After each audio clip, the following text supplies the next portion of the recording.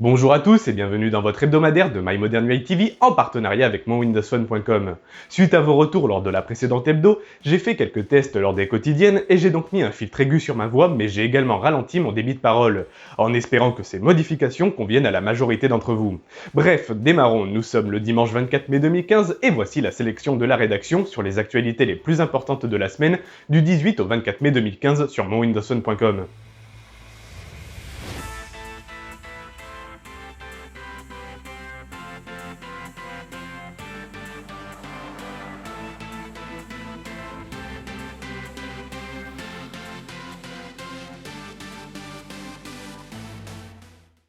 Et cette première actualité va plaire à de nombreuses personnes. Microsoft aurait réussi à reprendre la main sur la diffusion des mises à jour avec Windows 10 Mobile. Actuellement sur Windows Phone 8, lorsqu'une mise à jour est créée par Microsoft, sa disponibilité dépend de l'opérateur, du modèle, de la région et ainsi de suite. Le processus est très long et permet dans le meilleur des cas d'obtenir la mise à jour 3 mois après la disponibilité de la version finale par Microsoft. Dans le cas des opérateurs, ce délai peut même aller jusqu'à 1 an d'attente. Si par rapport à Android, les utilisateurs de Windows Phone ne sont pas à plaindre, on ne peut pas en dire autant par rapport à l'iPhone. Et d'après ZNet, tout ceci sera du passé puisqu'avec Windows 10 Mobile, les opérateurs n'auront plus leur mot à dire. Microsoft contrôlera donc tout le processus et promet une disponibilité des mises à jour instantanément pour tous. C'est donc une excellente nouvelle, mais elle ne s'appliquera que lorsque Windows 10 Mobile sera installé sur nos smartphones Windows. On espère donc que la disponibilité pour tous de Windows 10 Mobile se fera rapidement lors de la sortie de celui-ci. Microsoft proposera Windows 10 gratuitement la première année pour les utilisateurs de Windows 7 et de Windows 8. Ça, vous le savez. Cependant, cette mise à jour peut également s'appliquer aux utilisateurs d'une licence pirate de Windows. Pour Terry Myerson, cette décision d'autoriser l'upgrade pour tout le monde est avant tout une décision pour rendre l'écosystème plus attractif auprès des développeurs. Évidemment, plus il y a de monde, plus il y a de développeurs, donc c'est QFD. Terry Myerson précise que les utilisateurs n'ayant pas une licence valide sous Windows 10 auront un message d'alerte sur le bas droit du bureau qui informera l'utilisateur de sa situation. Et comme toute licence non authentique, l'utilisateur ne bénéficiera évidemment d'aucun support technique en cas de problème. Pour le moment, on ne sait pas si, comme sur Windows 7 ou Windows 8, un redémarrage automatique aura lieu chaque heure si une licence non authentique est détectée. Mais quoi qu'il en soit, Microsoft proposera sûrement des licences légales de Windows 10 à très bas prix lors de son lancement. Parmi les applications Microsoft, on pourrait citer FreshPaint lancé fin 2012 avec Windows 8 qui permet à un utilisateur de choisir divers pinceaux d'épaisseurs différents et qui propose également une palette de couleurs pour faire nos mélanges de peinture. Cette application faite pour les amateurs du genre a évolué avec Windows 10 puisque Microsoft explique avoir optimisé l'interface utilisateur pour une meilleure saisie au stylet. De plus, l'application prend désormais en charge l'accélération matérielle pour le rendu graphique afin d'obtenir une teinte encore plus proche de la réalité. Autre nouveauté, la possibilité de récupérer des images à partir de son PC, de son appareil photo ou sur Bing.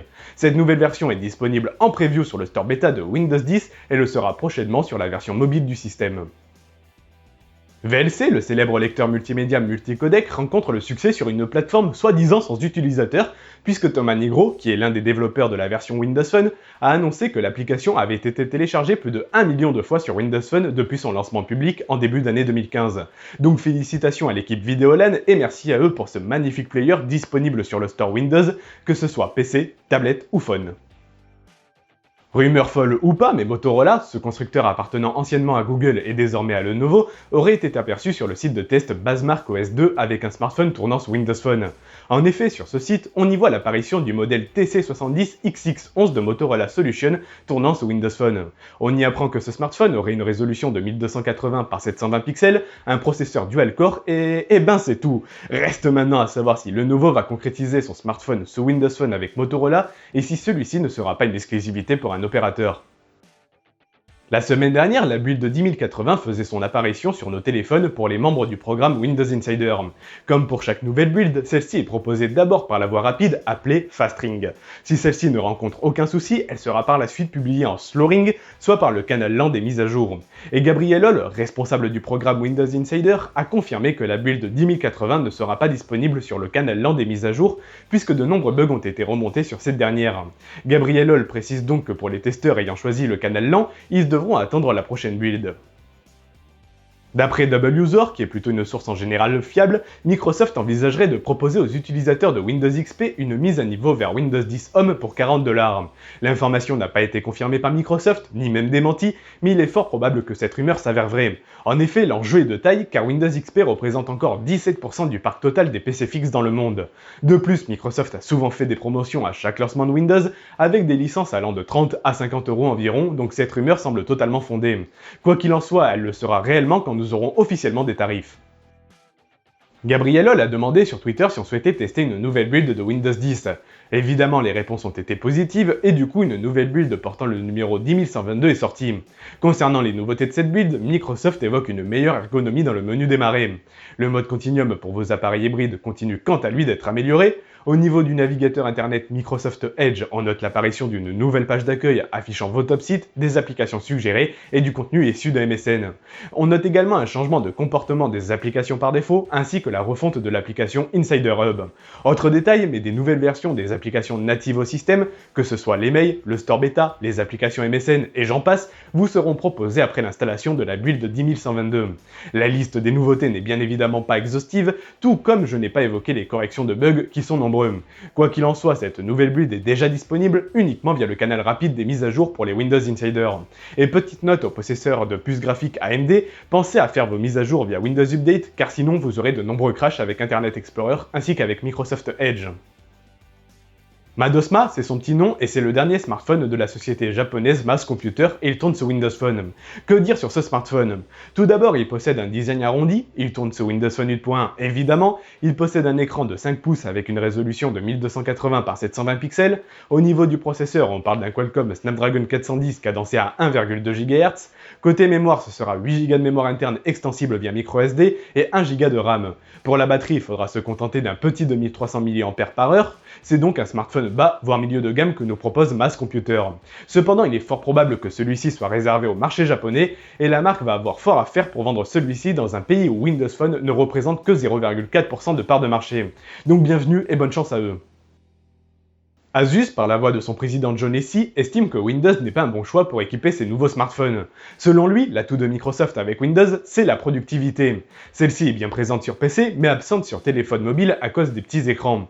De plus, il annonce que malgré la gratuité de Windows 10 Mobile, le secteur des smartphones Android serait plus lucratif. Asus indique cependant que si Windows 10 Mobile est un succès, ils produiront évidemment des smartphones sous ce système. Ce genre de remarque m'énerve énormément. Pour que Windows 10 Mobile soit un succès, il faut des développeurs. Mais les développeurs attendent eux une part de marché importante pour le système, part de marché qui ne peut que monter si les constructeurs vendent des smartphones sous ce système. Bref, c'est le serpent qui se mord la queue. Windows 10 sera partout, y compris sur console, et Phil Spencer, alias Monsieur Xbox, nous a dévoilé une petite information sur Twitter. En effet, nous avons appris que la bêta de Windows 10 pour Xbox One sera disponible après l'été, donc après le 21 septembre minimum. Encore une fois, je vais râler un petit peu, mais je trouve la stratégie de Microsoft de ne pas lancer Windows 10 simultanément partout étrange. En effet, ils nous rabâchent sans arrêt le One Windows, et pourtant Windows 10 sur PC ne sortira pas en même temps que Windows 10 sur Phone, qui lui aussi ne sortira pas en même temps que Windows 10 sur Xbox One. Bref, compliqué et dommage comme situation je trouve. Beaucoup de personnes trouvent le prix de la Surface 3 mal positionné par rapport à la Surface Pro 3, seulement 100€ plus cher en Europe. Mais cette situation était due au fait que la Surface 3 bénéficiait déjà du nouveau tarif suite à la chute du cours de l'euro face au dollar américain. Et le week-end dernier, le Microsoft Store français s'est mis à jour pour appliquer la nouvelle tarification de l'euro suite à sa chute. Et du coup, la Surface Pro 3 et ses accessoires ont subi une sacrée hausse de tarification puisqu'on parle d'une augmentation de 6,26% minimum jusqu'à 16,14% maximum suivant le modèle de la Surface Pro 3, ainsi qu'une hausse de 14% en moyenne pour le Type Cover 3 et la station d'accueil. Une triste hausse, mais ainsi est fait le monde de la finance. Tout le secteur high-tech est touché, donc espérons que la chute de l'euro ne soit que temporaire. Une mise à jour d'Outlook sur Windows 10 Mobile a eu lieu. Au programme de bonnes évolutions attendues, comme l'apparition d'options en bas de l'écran, permettant ainsi d'avoir les actions essentielles à portée de doigt. Les paramètres du client Outlook Mobile évoluent également, puisqu'on peut désormais choisir nos préférences sur l'ouverture et les notifications de nos mails, mais également les actions de nos gestes. Ainsi, je peux décider que faire glisser mon doigt de la gauche vers la droite sur le mail en question supprime celui-ci par exemple. Vous l'aurez compris, le futur nouveau client mail pour les utilisateurs Windows Phone évolue doucement mais sûrement. Ben tiens, puisqu'on parlait d'Outlook, restons-y, puisque le client mail en ligne de Microsoft, à savoir Outlook.com, évolue pour quelques chanceux faisant partie du programme preview de celui-ci. Au programme, on retrouve une personnalisation plus importante au niveau du visuel grâce à 13 thèmes préconfigurés. Nouveauté fonctionnelle cette fois-ci, le filtre intelligent. Il permet un tri automatique de vos messages par ordre d'importance. Les outils de recherche intégrés au webmail évoluent également et sont plus performants.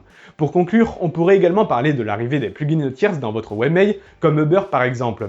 Et enfin, sachez que Microsoft a également ouvert un Other Voice pour que vous, utilisateurs, puissiez communiquer vos envies d'évolution pour votre webmail favori. Une nouvelle application made in Microsoft est ressortie du Windows Phone Store. Nommée OneClip, cette application a pour but de sauvegarder votre presse-papier et de partager celui-ci avec vos autres appareils, qu'ils soient sous Windows, Android ou encore iOS. Ainsi, si vous copiez un texte ou une image par exemple, vous retrouverez le contenu copié sur vos autres appareils instantanément grâce à une synchronisation dans le cloud. Pratique pour faire un partage rapide de contenu éphémère entre plusieurs appareils. Pour le moment, l'application est en bêta fermée, il faudra donc attendre une ouverture pour tous pour pouvoir tester tout ça. C'est la fin de ce Zap Actu mon windowsphone.com. Bien évidemment, l'actualité de ce Zap n'a pas pour but d'être exhaustive. Vous pouvez retrouver l'actualité sur mon windowsphone.com, mais également l'ensemble de l'actualité de Microsoft et de ses produits dans les quotidiennes de l'émission. Je vous remercie d'avoir suivi ce numéro et je vous donne rendez-vous du lundi au vendredi pour la quotidienne et dimanche prochain pour la suite de ce Zap Actu mon windowsphone.com. Bonne journée ou soirée et à très bientôt.